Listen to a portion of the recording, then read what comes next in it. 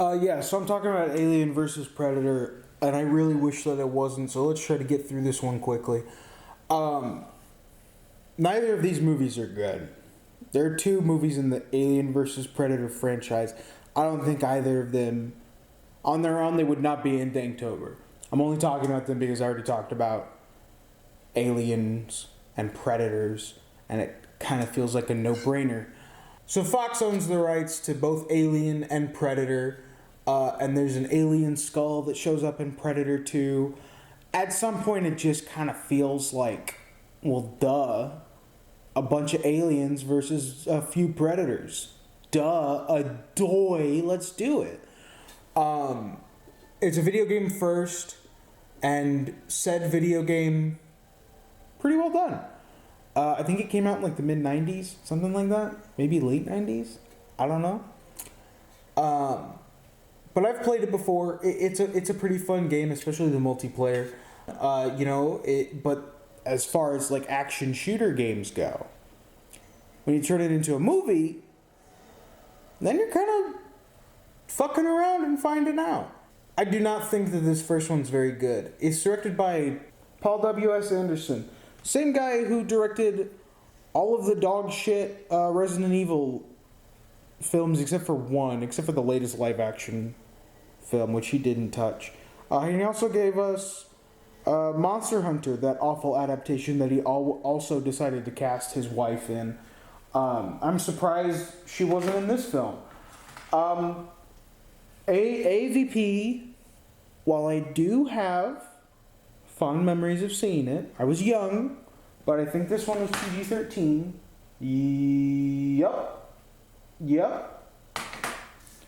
AVP 1, Aliens vs. Predator, was PG-13, and so I got to go see it in the theater with my dad when it came out, so that was cool. And at that age, I only cared about the special effects and the fact that aliens were on the screen, so I thought, whoa, I like this movie. Now as an adult, I watch it, I'm like, wow, this movie sucks ass. Oh my gosh, it sucks ass. AVP has some pretty decent action scenes. I wouldn't call it good. The creature effects are cool. I do like the designs of the predators, even though it still kind of doesn't make any sense why the fuck they're in Antarctica. It's established in Predator lore that they come on the hottest years. The years where the temperature is the hottest. Clearly they like the heat. Clearly they are cold-blooded and enjoy when Earth is super freaking warm. Why are they coming to Antarctica? And they're still wearing freaking nothing. They got their man titties hanging out. What's going on? What's going on in AVP? Doesn't make a lot of sense, but some of the set pieces are cool. I would say the same for Alien vs. Predator Requiem.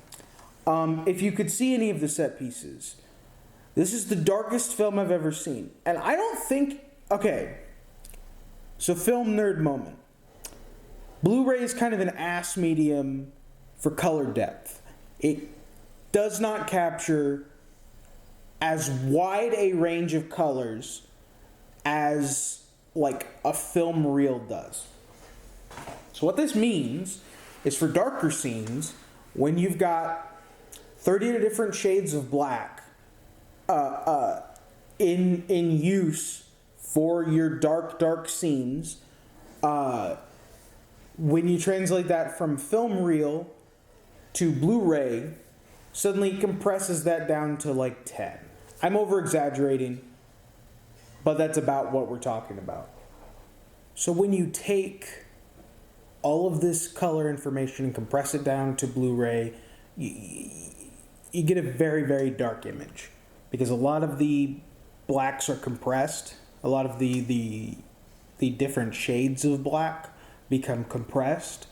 And it's difficult for your TV to decipher with so little information. Here's the thing. I don't think that that's a problem with Requiem. I think that that's just the movie. Like I said, it's the darkest film I think I've ever seen. I am not a fan of it in the slightest. As with AVP, it introduces some cool elements into the lore. It sprinkles like some decent little crumblies.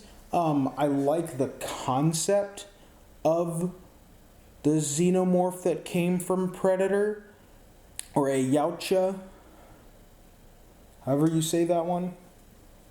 I like that in concept, but the movie's not good. No, the movie's not good. So unfortunately, that's kind of the end of the Alien legacy. Again, these two films come out and then they do the prequel shit with Ridley Scott. Now I don't know what I know what they're doing. They're doing something for Hulu, but nothing about that has really been revealed. Yeah. It's 4 a.m.